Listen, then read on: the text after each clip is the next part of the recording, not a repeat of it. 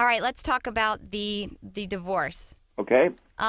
First off, I just want to ask you, why now? You know, you guys have been separated for a while. What kind of made you decide to do it now? Well, at the time of the separation, I was happy to go ahead and get a divorce.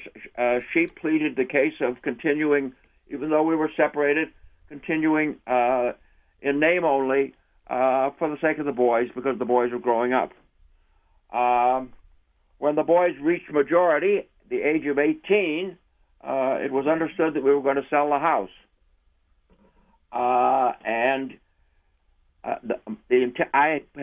bought the house for her immediately adjoining the Playboy Mansion, and at her request, I put half of the house in her name, so that in the sale of the house, and we sold it together, although some of the reports suggested otherwise.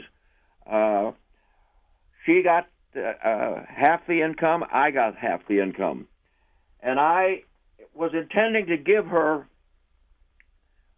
my half by putting my half in a trust in the boy's name and for her lifetime, and her getting the interest from that, which would give her an additional $20,000 or plus a month.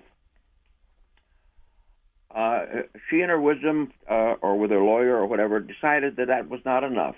So she unexpectedly sued me. And here we are. And the general reaction here is, it doesn't matter how generous you are, somebody wants more. You know what? Has Kim moved out of the house yet? No, I think she has an arrangement with the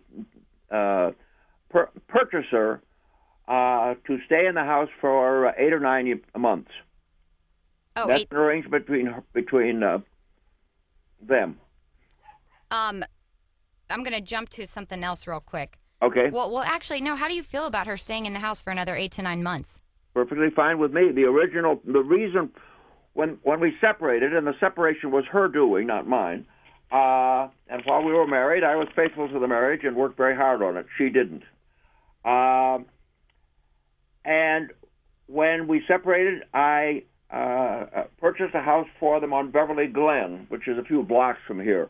But when the house immediately adjoining the Playboy Mansion became available, she asked if I would get that in place of it, and the notion of having the boys growing up right next to me seemed like something worthwhile, so I did that.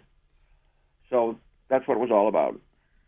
You know what? It was a way of trying to keep the family together in the sense of the children. You did say that you were faithful, and you kind of mentioned that she was not. Yes. Did she cheat on you? Yes. Oh, man. Early in the relationship. Early in the relationship. Yes. Do you know who it was with? Yes, but I'm not going to go into that. What do you say to her claim that she owes you $5 million? It's complete fantasy. She doesn't. I don't owe her anything.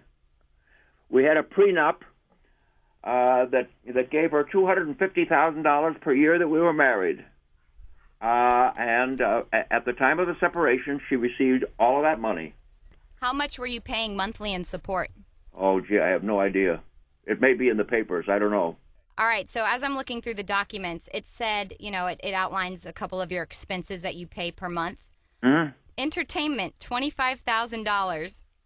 What are you buying? I have no idea what that means. Well, it said there was a breakdown of kind of what you spend per month, and food. It says approximately $18,000 a month. I don't know what a $25,000 entertainment would be.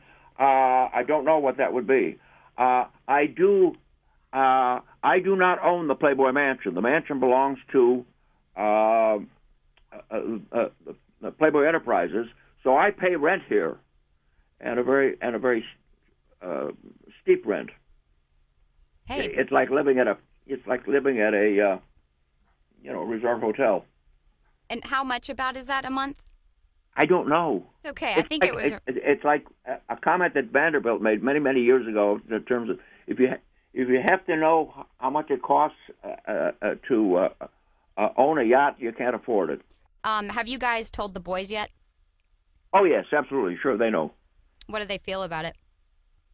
Well, I'm sure they'd rather that we're together, but I'm very close to both the boys.